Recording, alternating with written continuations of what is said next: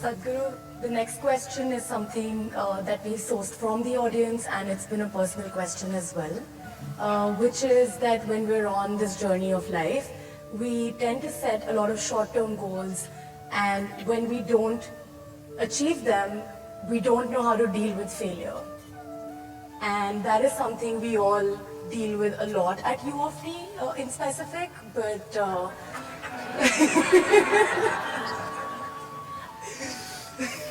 but in that moment when we can look back and say, yeah, this is fine, but in that moment, how do we hold our ground and how do we learn to see the bigger picture? Should I tell you about my failures? Hello? No, they're not interested.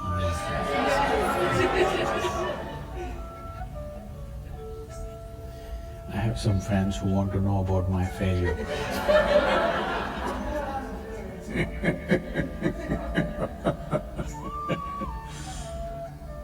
When I was 10, 11, the only thing that I had in my mind is, I just want to go somewhere, I don't know where. So those days if I got 5 rupees, 5 rupees was lots of money.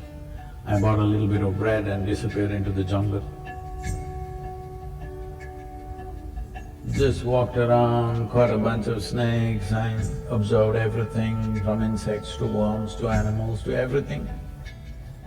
And I ran out of food and became difficult. After 3, 4, 5 days, came back. By then there was a lot of unnecessary excitement in the town.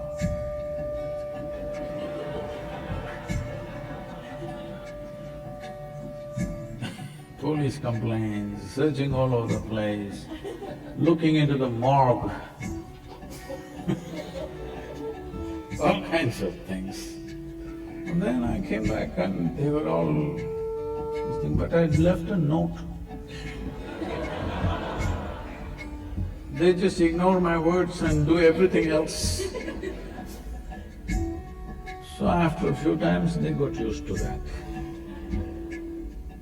And I also grew up.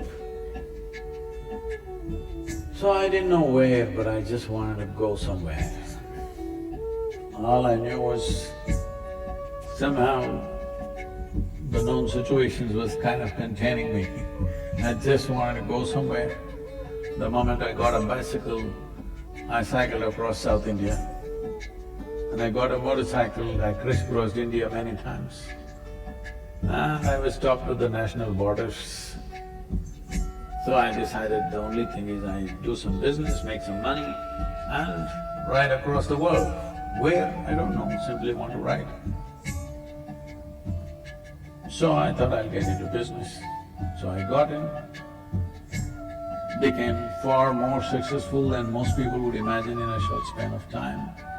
So one to another, I started half a dozen businesses, became very successful, everything. Then everybody was clapping their hands except me. They were all clapping their hands because I was making more money than other people. I was getting little like that because I got into this business because I wanted to ride away. But business after business, I put one finger, now both my hands were stuck in it, making money and everybody clapping hands, but I was not clapping hands. I did not think it's a great thing. I think it's those 5 years which people think are very successful for me were the 5 years when I did not do what I really wanted to do. But everybody else thought I was doing great. That's how world is, you must understand. When you're doing great, they think you're doing no good. When you think you're doing no good, they all think you're doing great. So you must know whose interest is in their hearts. So then one afternoon, it so happened I burst into an ecstatic state for no reason, every cell in my body bursting.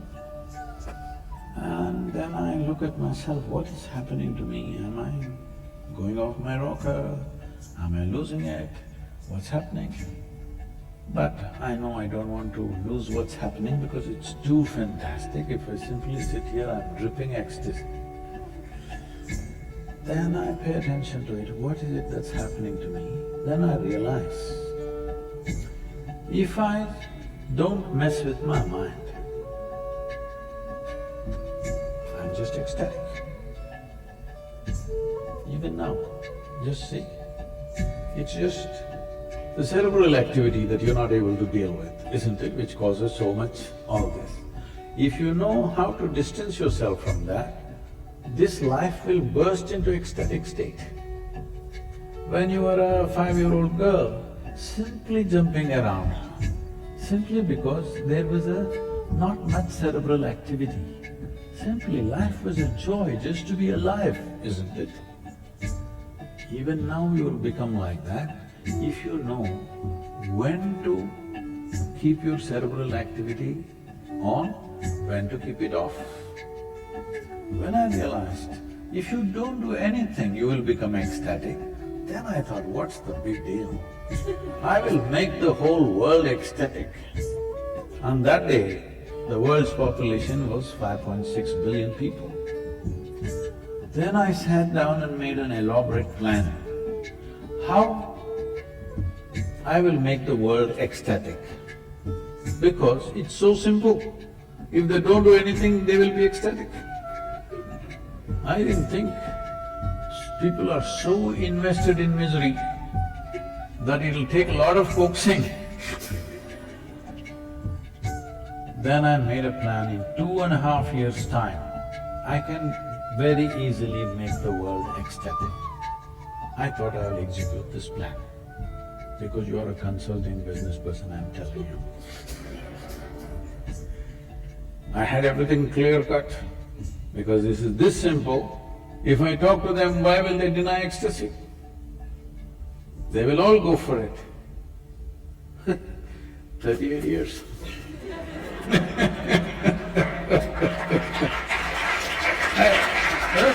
Don't do this. You're clapping at my failures. So people today say we have touched somewhere between 800 to 900 million people. But that's not my idea of the world. Population has grown to 7.6 billion people.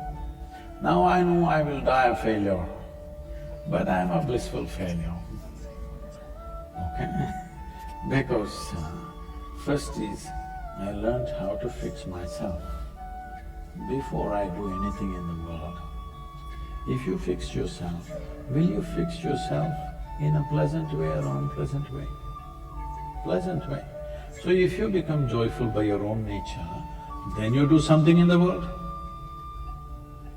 Depending upon the times in which we exist, we must understand this, never underestimate this. Depending upon the times in which we exist, we do certain things, our world allows us to do certain things, isn't it? Today you're in your university, all of you here, because this is 21st century. If this was 12th century, maybe you would be fighting a war, maybe you would be plowing the land, maybe you would be doing something else. So you being a university is not your achievement, it is the times. You have some role, you have a stake in it, but it is the times which is allowing you to do this, isn't it? Historically, at what time we are born is deciding most of what we do. So do not make that a big affair. First and foremost thing is to grow this piece of life to its highest possibility. If you grow this one to a certain level of capability, competence and well-being, this will do something in this world according to the times. Instead of that, what you're trying to do is, you're trying to upgrade your activity without upgrading the machine. It is like you took an old beat-up pickup truck, I won't name the brand because they're just across the Great Lakes.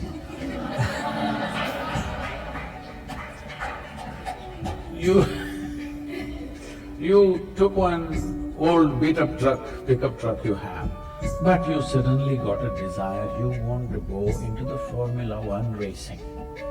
You went. Now your four wheels will be going in four different directions. You want to get onto the track, at least buy a standard Ferrari. Hello?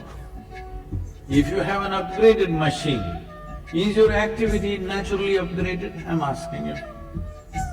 But without upgrading the machine, if you upgrade activity, upgraded activity is creating enormous suffering, isn't it?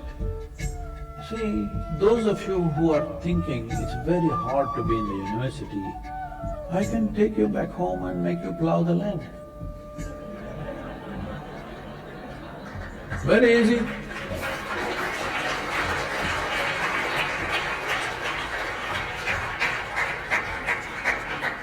You don't know what it is.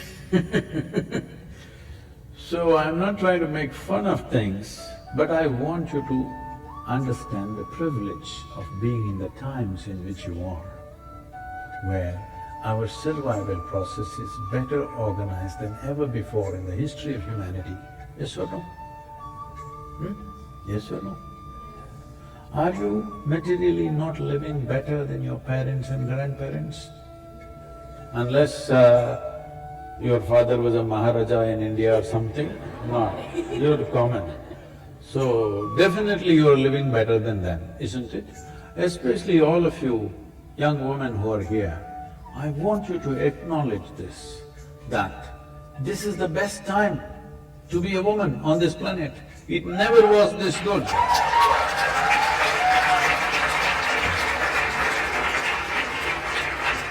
Well, still there are issues which we have to improve, no question about that. But isn't it better than ever before? If we do not acknowledge what we have, we will not create what we want, just know this.